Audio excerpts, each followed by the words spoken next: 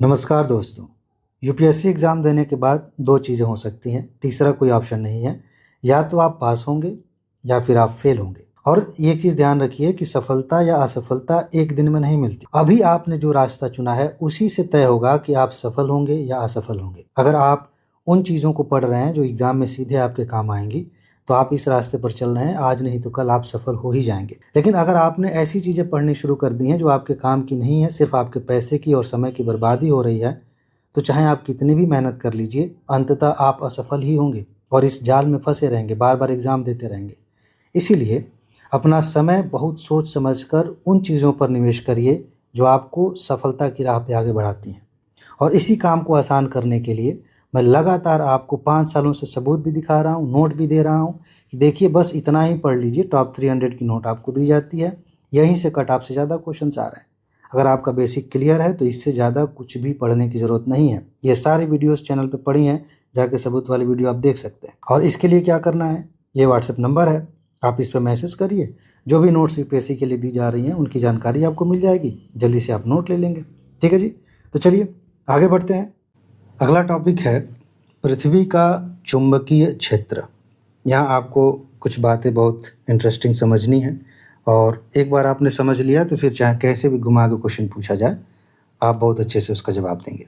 देखिए, पृथ्वी का चुंबकीय अक्ष उसके भौगोलिक अक्ष से बिल्कुल संपाती नहीं है, ओवरलैप नहीं करता। इनके बीच लगभग 11.5 या 12 डिग्री का झुकाव होता है, टिल्ट होता है। इसका क्या मतलब है, ये समझना बहुत ज़रूरी है। ये बेसिक कंसेप्ट है, आपको पता ही होना चाहिए, क्योंकि ये बेस अगर नहीं क्लियर है तो इस पे जो भी क्वेश्चंस आएंगे आप गलत करेंगे। देखिए, ये धरती है और धरती पे हमने अपनी तरफ से मान लिया है कि यहाँ पर एक पॉइंट है, यहाँ पे एक पॉइंट है। इसको हम नॉर्थ बोलते हैं, इसको साउथ बोलते हैं। पोल है ये, नॉर्थ पोल, साउथ पोल। और इसको हमने एक रेखा से जोड़ दिया है जिसको हम भौगोलिक अक्ष कहते हैं। यहाँ पर लिखा हुआ है भौगोलिक अक्ष। अब ये भौगोलिक अक्ष बना कैसे, इसे जब आप समझ लेंगे तो चुंबकीय अक्ष समझना आसान हो जाएगा। आपने कभी लट्टू देखा है, खेला भी होगा आपने। तो चलिए हम यहाँ पर एक ऐसे करके, वैसे अच्छा लट्टू नहीं है ये, बना देते हैं लट्टू। लट्टू आपने नचाया, अब ये नाच रहा है। यहाँ पर ऊपर से आप देखेंगे इसकी पीठ पे, तो एक पॉइंट ऐसा होगा, जैसे बाकी हिस्से तो नाच रहे हैं गोल गोल, एक पॉइंट ऐसा है जो अपने ही जगह पे घूम रहा है, वो किसी का चक्कर नहीं लगा रहा। यहाँ पर अगर आप डॉट लगा दीजिए लाल कलर का, तो वो देखेंगे कि लाल कलर का गोला घूम रहा है। लेकिन यहाँ पर अगर आपने डॉट लगाया तो वो एक ही जगह पे है। ठीक है, और नीचे जो उसकी नोक है वो भी एक ही जगह पे है। मतलब लट्टू इधर उधर जा रहा है, लेकिन जहाँ तक लट्टू के अपने चारों तरफ घूमने की बात है, ये नोक खुद की चक्कर लगा रही है, किसी और का नहीं। और ये पॉइंट, इसको हमने जोड़ दिया, उसको हमने अक्ष कह दिया। ठीक ऐसे ही पृथ्वी चक्कर लगा रही है, अपना घूर्णन कर रही है, सूरज का भी चक्कर लगाती है, उसको परिक्रमण कहा जाता है। तो एक पॉइंट ऊपर ऐसा है जो किसी का चक्कर नहीं लगाता। यहाँ पे अगर हम धब्बा बना दें तो देखेंगे कि ये धब्बा चारों तरफ घूम रहा है, लेकिन यहाँ पे धब्बा बना दें किसी कहीं नहीं घूम रहा है। यहाँ पे एक पॉइंट है, वो भी कहीं नहीं घूम रहा है, साउथ में। इनको हमने मिला दिया और ये बन गया एक भौगोलिक अक्ष। इसको हमने नॉर्थ पोल कह दिया, इसको हमने साउथ पोल कह दिया। ऐसे ही आपने हाई स्कूल में पढ़ा होगा कि कोई चुंबक आपने ले लिया। इस तरह के चुंबक एग्जाम्पल दिए जाते हैं। ठीक है, और इसमें क्या होता है, तो कि थोड़ा और अच्छे से बना देते हैं। यहाँ पे एक सेकेंड, इस तरह से हमने एग्जाम्पल्स देखे हैं। ये मान लीजिए एक चुंबक है और इसमें एक रेखा हमने बना दी ऐसे। ये रेखा क्यों बनाई गई है अभी समझ में आ जाएगा। वैसे रेखा पहले नहीं बनती, बाद में। चुंबक में नॉर्मली ऐसा होता है कि चुंबकीय तरंगें एक अक्ष से निकल के दूसरे अक्ष पे जाती हैं, ऐसे ऐसे उनका रास्ता होता है। चुंबकीय अक्ष जो है, जो विकिरण नहीं करना चाहिए, तरंगें ऐसे जा रही हैं। मान लेते हैं कि ये ऐसे जा रही हैं, तो जिस पॉइंट पे यहाँ से निकल रही हैं तरंगें, जिस पॉइंट पे यहाँ पे जा रही हैं, ये कहीं से इधर भी जा सकती हैं, उन पॉइंट्स को आपस में हमने मिला दिया है। ठीक है, और ये अक्ष बन गया। अब दोबारा धरती को लेके आइए। यहाँ पर ये धरती है, पृथ्वी है। पृथ्वी पे हमने बहुत बढ़िया यहाँ पे एक अक्ष बना दिया, यहाँ पे एक अक्ष बना दिया, भौगोलिक अक्ष हो गया। पृथ्वी अपने आप में एक चुंबक की तरह व्यवहार भी करती है, यानी कि पृथ्वी से कुछ हिस्सों से, एक जगह से ये तरंगें निकलती हैं, यहाँ जाती हैं, तरंगें निकलती हैं, एक पॉइंट पे जाती हैं। तो जहाँ से निकलती हैं और जहाँ पर जाती हैं उनको मिला दिया है। हो सकता है कि वो पॉइंट एक यहाँ पे हो, एक पॉइंट यहाँ पे हो। तो ये उत्तर की तरफ है, तो इसको हमने चुंबकीय अक्ष का उत्तरी हिस्सा मान लिया।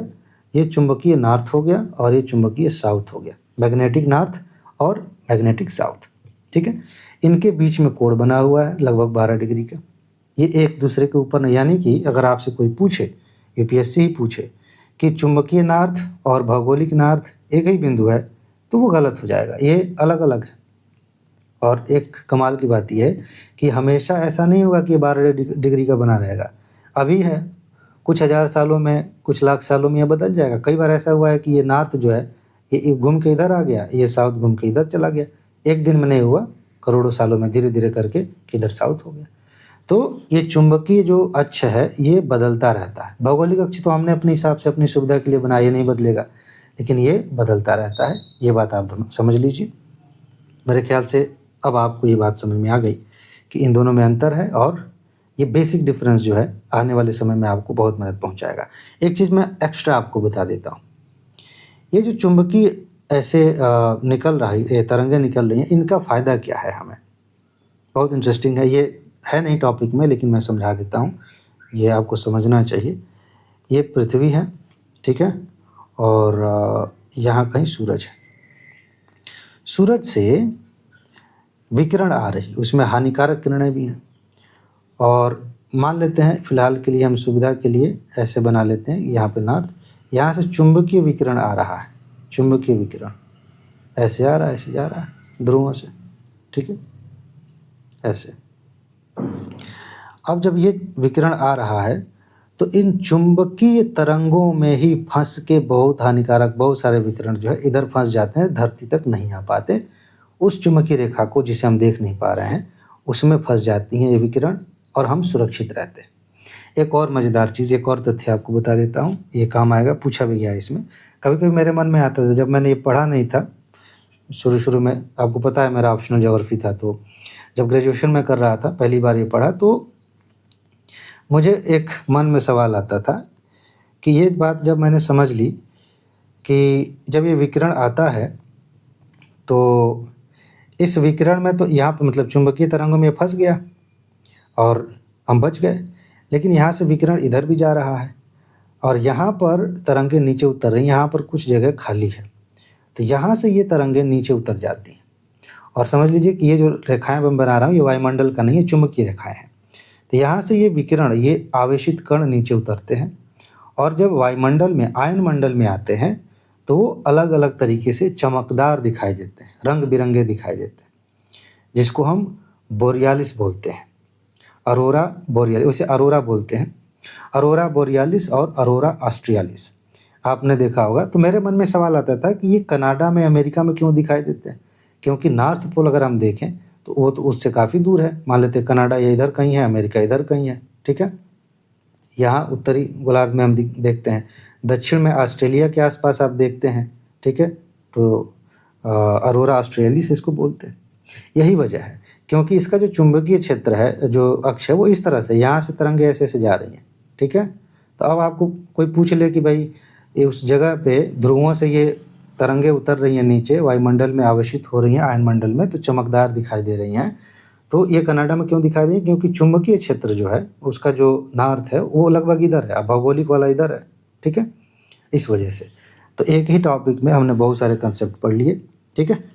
आगे बढ़ते हैं, बाकी सामान्य सी बातें हैं। एक चीज़ आपसे पूछ ली जाए कि पृथ्वी में चुंबकीय क्षेत्र बनता कैसे है, तो जो बाहरी कोर है पृथ्वी को, आप जानते हैं, रुकिए मैं फिर बना देता हूँ। ये मान लेते हैं आंतरिक कोर है, ये बाहरी कोर है, ऐसे पृथ्वी है। तो इसमें आउटर कोर में जो पदार्थ है, जो लोहे हैं, निकल जो पदार्थ है, पिघली हुई अवस्था में वो घूम रहा है, ये घूम रहा है ऐसे। एक मूवी थी शायद, कोर मूवी, शायद उसका नाम ही कोर था, आपको देखना चाहिए, बहुत इंटरेस्टिंग है। कि एक यंत्र, मतलब जहाज जैसा एक बनाते हैं, पृथ्वी के धरती के कोर में पहुंचना है, क्योंकि ये घूमना बंद हो गया है कोर उसका, और इसकी वजह से चुंबकीय क्षेत्र रुक गया है, धरती पर प्लेन जो उड़ रही है, कहीं जाके कुछ गिर रहा है, बहुत सारी समस्याएं हैं, विकिरण की समस्या है, तबाही मची हुई है। तो कुछ वैज्ञानिक सोचते हैं कि हम पृथ्वी के कोर में जाएंगे। मैरियाना ट्रेंच आप जानते हैं, वहाँ से उस छेदते हुए नीचे जाते हैं अंदर, फिर उसमें क्या होता है कोर के अंदर। बड़ा इंटरेस्टिंग मूवी, आपको देखना चाहिए, पृथ्वी के बारे में और जानकारी मिलेगी। तो ये हम कौन सी बात कर रहे थे कि ये घूम रहा है और इसकी वजह से चुंबकीय क्षेत्र बनता है पृथ्वी पर। ठीक है, तो बस ये बातें हो गई। बाकी ये मैंने बता दिया आपको कि ये अस्थाई नहीं है, जो चुंबकीय ध्रुव है अस्थाई नहीं है। कई बार ऐसा होता है कि आपस में उत्तरी दक्षिणी ध्रुव अपने में स्थान बदल लेते हैं, एक दिन में नहीं, करोड़ों साल लग सकते हैं। जैसे ये है ना, ये नॉर्थ है, ये क्या बना दिया मैंने एक सेकंड, ये नॉर्थ है, ये साउथ है। तो कई बार ऐसा होगा कि ये फिर ये नॉर्थ हो जाएगा, ये साउथ हो जाएगा, लेकिन इसको होने में करोड़ों अरबों साल लग सकते हैं। तो मेरे ख्याल से आपने कई टॉपिक्स समझ लिए इस एक टॉपिक के माध्यम से। अब हम आगे बढ़ते हैं।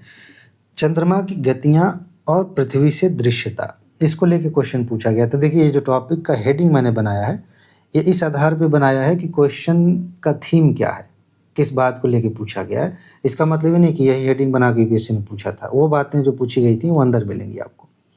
तो चाँद का एक ही भाग क्यों दिखाई देता है? नॉर्मली आपने देखा होगा कि जब भी चाँद आप देखें, चाहे वो आधा दिख रहा है चाहे पूरा दिख रहा है, उसमें जो गड्ढे आपको एक जगह दिखाई देते हैं, बार बार वही दिखाई देते हैं। चाँद का एक ही हिस्सा दिखाई देता है।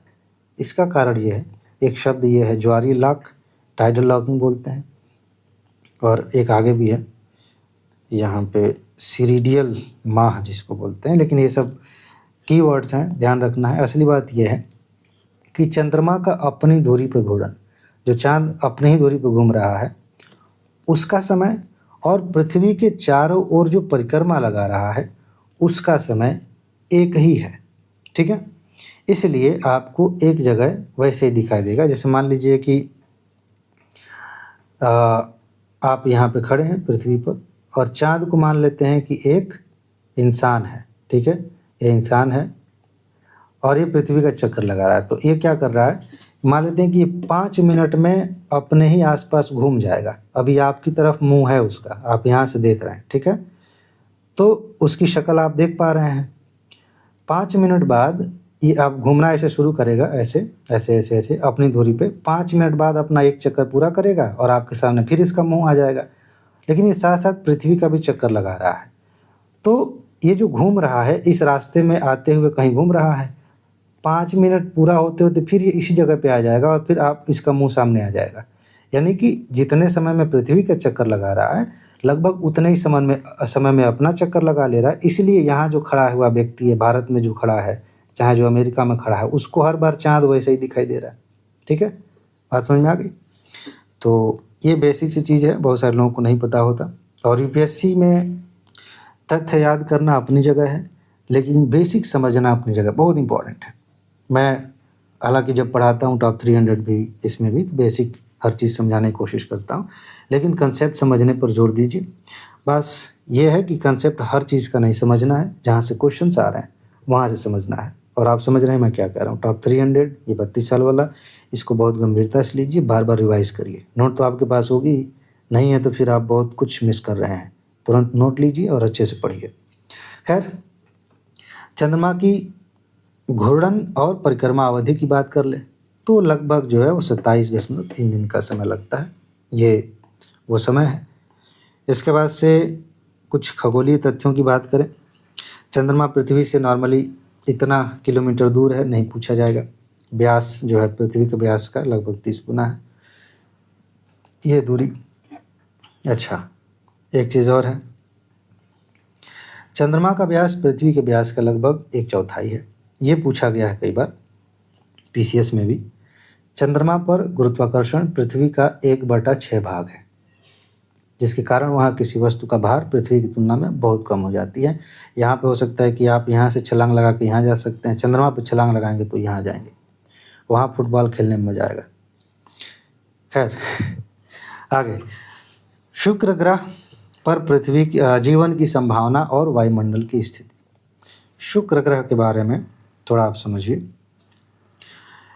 यहाँ से शुरू करते, मानव जीवन की संभावना की बात यहाँ करें, अत्यधिक असंभाव्य है, असंभव है, क्योंकि वहाँ की पर्यावरणीय स्थितियाँ जो है बहुत प्रतिकूल हैं।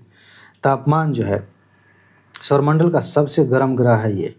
औसत इसका जो तापमान है वो 475 डिग्री सेल्सियस तक पहुँचता है दिन में, ठीक है। कार्बन डाइऑक्साइड की भूमिका की बात कर लीजिए। शुक्र के वायुमंडल में कार्बन डाइऑक्साइड का स्तर बहुत उच्च है, जो इसकी विषम परिस्थितियों का मुख्य कारण है। वायुमंडल की संरचना में लगभग 96% कार्बन डाइऑक्साइड है। बाकी एक तथ्य जो पूछा जाता है वो यहाँ है, इसको प्रेशर कुकर ग्रह भी कहा जाता है, ठीक है। इसका कारण ये है, खैर मैं इसको पढ़ देता हूँ, आपको समझ में आ जाए। कार्बन डाइऑक्साइड की अधिकता के कारण यहाँ ग्रीन हाउस प्रभाव बहुत तीव्र होता है और यह सौर ऊर्जा को सोख कर उसे बाहर नहीं जाने देता, जिसका ग्रह का तापमान अधिक बढ़ जाता है। इसी कारण इसे प्रेशर कुकर वाला ग्रह भी कहा जाता है। उसके बाहर बादल भी बन जाता है, उसमें लॉक हो जाता है। तो ये वजह है जिसकी वजह से तापमान इसके वायुमंडल का बहुत ज़्यादा होता है। तो प्रेशर में जैसे कुकर में पूरा लॉक हो गया ना, ऊष्मा लॉक हो गई और प्रेशर बन रहा है, तापमान बढ़ रहा है, वैसी हालत हो जाती। अच्छा, पृथ्वी का आकार और गुरुत्वाकर्षण, इस पे क्वेश्चन पूछा गया था, थोड़ा समझ लीजिए। पृथ्वी पर किसी वस्तु का जो वजन है वो गुरुत्वाकर्षण पर निर्भर करता है। कितना पृथ्वी का आकर्षण है, गुरुत्वाकर्षण, उस हिसाब से वजन तय होता है। पृथ्वी की आकृति जो है पूरी तरह से गोल नहीं है, इसमें एक थोड़ी गड़बड़ी है। देखिए, ध्रुवों पर थोड़ी चपटी है, इस कारण ध्रुवों की त्रिज्या विषुवत रेखा की तुलना में कम है। भौतिकी के नियमानुसार ध्रुवों पर जी का जो मान है अधिकतम और विषुवत रेखा पर न्यूनतम होता है। इसके कुछ अलग अलग एग्जाम्पल्स भी आप देखते हैं, वहाँ पर गुरुत्वाकर्षण ज़्यादा होता है। इसलिए जब हम विषुवत रेखा से ध्रुवों की ओर बढ़ते हैं तो जी का मान बढ़ता है, न कि घटता है। अतः वस्तु का वजन ध्रुवों पर अधिक होता है। इसी कंसेप्ट को ध्यान में रखते हुए क्वेश्चन बनाया गया था, ठीक है। पृथ्वी के आकार की हम बात करें तो पृथ्वी जियोइड आकार की है। मतलब जैसे मान लीजिए समझाने के लिए हम कह देते हैं कि अंडे के आकार कोई कह रहा है, कोई संतरे जैसा कह रहा है, कोई कह रहा है, लेकिन इसका जो आकार है उसे जियोइड कहा गया है। यानी हिंदी में कहेंगे पृथ्वाकार, यानी कि पृथ्वी के जैसा, यानी कि खुद में उसका अपने आप में यूनिक आकार है। उसको किसी और नाम से नहीं पहचाना जा सकता कि अंडे जैसा है, संतरे जैसा, ठीक है। उसको जियोइड बोलते हैं। यानी यह परिष्कृत गोल नहीं है, मतलब बहुत अच्छा एकदम इस तरह से गोला नहीं है कि एकदम परफेक्ट, ठीक है। और ध्रुवीय व्यास विषुवतीय व्यास से छोटा है, तो ये सिंपल सी बात है। पृथ्वी की इसी आकृति के कारण ही गुरुत्वाकर्षण का मान जो है पूरी तरह जगह एक जैसा नहीं होता, हर जगह बराबर नहीं होता। खासकर ध्रुवों पे ज़्यादा होता है और विषुवत रेखा पे कम होता है। एक क्वेश्चन और पूछा जाता है, हालांकि उसका गुरुत्वाकर्षण से थोड़ा सा कनेक्शन है और यूपीएससी नहीं पूछा है, आगे हम शायद देखेंगे भी। ये धरती है और धरती के चारों तरफ वायुमंडल की परतें हैं। सबसे पहली परत को हम बोलते हैं क्षोभ मंडल। ये पूछा गया प्रश्न है, ध्यान से समझिए। क्षोभ मंडल की जो ऊंचाई है ये विषुवत रेखा पर नॉर्मली, इसको हम दोबारा संशोधित बना दे रहे हैं, नॉर्मली थोड़ी ज़्यादा होती है ऐसे, ठीक है। यहाँ से जब आप जाएंगे तो क्षोभ मंडल थोड़ा मोटी परत है, ध्रुवों पर पतली परत है। इसका क्या कारण है? गुरुत्वाकर्षण से आप जोड़ेंगे, थोड़ा सा कनेक्शन है, लेकिन असली इसकी वजह है तापमान। सूरज का जो है, ये सूरज कुछ टेढ़ा नहीं हो गया, सूरज का तापमान विषुवत रेखा पर साल भर मतलब ज़्यादा रहता है, मतलब यहाँ की रोशनी लंबवत पड़ती है, तो वायुमंडल यहाँ ज़्यादा गर्म होगी और जब हवा गर्म होती है तो वो फैलती है, ठीक है। हवा गर्म होगी तो फैलेगी, तो यहाँ की हवा गर्म है तो वो फैलती है, इसीलिए ये परत मोटी हो जाती है। क्षोभ मंडल की मोटाई विषुवत रेखा पर ज़्यादा है और ध्रुवों पर उत्तर और दक्षिण में सबसे कम है। ये कंसेप्ट आपको पता होना चाहिए। ग्रहों की परिक्रमा अवधि, ये आपसे पूछा गया था। जो बृहस्पति है सूर्य के चारों ओर चक्कर पूरा करने में सबसे अधिक समय लगाता है, 11 वर्ष लेता है। बाकी क्रम में पूछ लिया गया था, पृथ्वी, मंगल, शुक्र, ये सब अतिरिक्त जानकारी यहाँ पर दी गई है। बृहस्पति सबसे तेज़ी से घूर्णन करने वाला ग्रह है। धरातलीय गुरुत्व पृथ्वी से ज़्यादा है और तापमान माइनस में है 123। ये कुछ बेसिक बातें हैं। सौरमंडल में के ग्रहों के घनत्व पे थोड़ा सा आप समझ लीजिए। सौरमंडल के सभी ग्रहों में पृथ्वी का जो औसत घनत्व है वो सबसे ज़्यादा है, जो कि लगभग इतना ग्राम घन सेंटीमीटर है। घनत्व आप जानते ही हैं, जैसे ये एक घन हमने बना दिया एक एक सेंटीमीटर के हिसाब से, ठीक है। ऐसे मान लीजिए इसका पूरा असली इमेज ऐसे बनेगा। अब इसमें हमने सामान भरना शुरू किया ठूंस के, ठीक।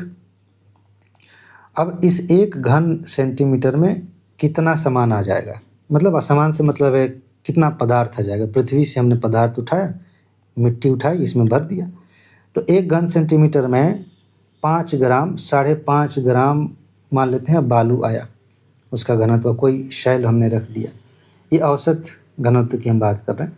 ऐसे ही एक और घन हमने बनाया बृहस्पति के लिए, कोई और सामान मतलब किसी ग्रह के लिए, उसका जब सामान हम भर रहे हैं तो उसका वजन कर रहे हैं तो पता चल रहा है कि यार ये तो 2 ग्राम है, ये तो 1 ग्राम है, और ये जो बर्तन है वो उतना ही है। तो इस हिसाब से हम घनत्व निकालते हैं, ठीक है। ये बेसिक चीज़ है। बाकी अन्य ग्रहों का इससे कम है। पृथ्वी के संगठन में मुख्य तत्व लोहा है, ये पूछा जाता है। क्रम आगे अब देखेंगे, लोहा है, ऑक्सीजन है, सिलिकॉन है, लेकिन केवल सिलिकॉन को इसका मुख्य तत्व कहना गलत है। एक्चुअली ये उसमें क्वेश्चन में था कि सिलिकॉन प्रमुख तत्व है। पृथ्वी के कोर में लोहा और निकेल ज़्यादा है। सूर्य में सौर परिवार के कुल द्रव्यमान का लगभग पूरा आप समझ लीजिए पूरा भाग उसी में, थोड़ा सा जो 0.2% जो बचा उसी में बाकी ग्रह बने हैं। सारा द्रव्यमान सूरज के पास, ठीक है, न कि 75%। ये सेंटेंस में जो है 75% लिखा था, इसलिए ये तथ्य आपको ध्यान रखना है। सूर्य का व्यास पृथ्वी के व्यास का लगभग 109 गुना है। देखिए यूपीएससी ने कितनी चालाकी की थी, 190 गुना कर दिया था। ये पुरानी आदत है, ये बहुत पुरानी आदत है, यूपीएससी ऐसे करती है कि थोड़ा सा फेरबदल करेगी। अब 190 और 109, ये 9 को बस हटा के जगह बदल दिया गया है, 109 से 190 हो गया। तो ये चीज़ आप ध्यान रखिएगा अन्य प्रश्नों पर भी। सूर्य के चारों तरफ एक हालो बनता है, प्रभा मंडल बनता है। ये क्या है? चांद की तरफ भी आपने देखा होगा, कभी रात में, गर्मी की रात में आप सोए हुए हैं, बाहर खटिया बिछा के छत पे सोए हुए हैं, अचानक से आँख खुलती है, एकदम सन्नाटा है, शांति है, चांदनी रात है। ये सब तो बचपन में ही हम ध्यान से देख पाते हैं। अब तो किसी को फुर्सत ही नहीं है कि सर उठा के ऊपर देखे, सब नीचे ही देख रहे हैं। कभी-कभी मैं सोचता हूँ पता नहीं क्यों लोग ऐसे हो गए हैं कि वो दिन में एक बार भी शायद आसमान को नहीं देखते होंगे। बच्चे खूब देखते हैं, दिन में भी रात में भी। तो आपने देखा होगा कि चाँद की तरफ, चाँद यहाँ पर है, उसकी तरफ ऐसे रिंग बना हुआ है बादलों का, या ऐसे चमक रहा है, सतरंगी कभी दिखाई देगा, वो हालो बनता है। ये क्या होता है? ये गोलाकार घेरा जिसे हालो कहा जाता है, एक प्रकाशीय घटना है। ये कैसे उत्पन्न होता है इसे समझ लीजिए। आवर्तन, रिफ्रैक्शन जिसको बोलते हैं, जब पृथ्वी का प्रकाश उच्च ऊंचाई वाले पछाव में वो सीरस क्लाउड से होकर गुजरता है। क्लाउड्स जो बादल हैं उनके अलग अलग लेयर, सीरस है, क्यूमुलस है, अल्टो मतलब अलग अलग 3-4 लेयर्स हैं। ऊंचाई के आधार पे बांटा जाता है, फिर उनके आकार के आधार पे कि कौन कपास जैसे दिख रहा है, कौन चादर जैसे दिख रहा है। तो सबसे ऊपर जो पछाव मेघ है, सीरस मेघ हैं, पतले झीनी चादर के जैसे होते हैं। उन मेघों से जब रोशनी आती है सूरज की या चाँद की, तो इन बादलों में मौजूद जो हिम के क्रिस्टल्स हैं। बादल कैसे बनता है? बादल में बेसिकली बनता है जल वाष्प से, या यूँ कहें कि पानी से, ठीक है। वहीं जब आपस में छोटे-छोटे कण आपस में मिल जाते हैं तो बूँद बन जाता है, बूँद नीचे गिर जाता है, तो पानी ही है बेसिकली। यहाँ पर ऊंचाई ज़्यादा है तो वो हिम के रूप में है, आइस क्रिस्टल्स हैं। तो उनके कारण अपवर्तन होता है, प्रकाश जो है इधर-उधर मुड़ने लगता है, ठीक है, और उसी की वजह से ये घटना घटित होती है। बाकी हिम स्फटिकों जो क्रिस्टल्स हैं हिम के, उनकी भूमिका की बात करें, ये छोटे हिम स्फटिक क्रिस्टल्स प्रिज्म की तरह काम करते हैं। प्रिज्म आपने देखा होगा, कम से कम उसमें तो देखा ही है किताबों में कि प्रकाश आपने गुजारा, यहाँ से अलग अलग रंगों में बँट गया ये प्रकाश, उसकी तरह काम करते हैं, जो प्रकाश को अलग अलग दिशाओं में मोड़ते हैं, जिससे सूर्य के चारों ओर एक रंगीन या सफ़ेद घेरा दिखाई देता है।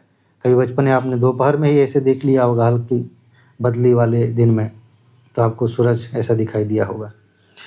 पछाव मेघ थोड़ा सा आप समझ लीजिए, प्रश्न यहाँ से आता है। ये बहुत ऊंचाई पर होते हैं, लगभग 20,000 फीट से ऊपर होते हैं, और अत्यधिक ऊंचाई और कम तापमान के कारण इसमें जलवाष्प नहीं, सीधे हिम के कण बन जाते हैं, क्रिस्टल्स बन जाते हैं। ठीक है, तो आज की क्लास में इतना ही है। नोट्स आपको एडवांस में सारी दी गई है, टॉप 300 की भी, फैक्ट बुक की भी।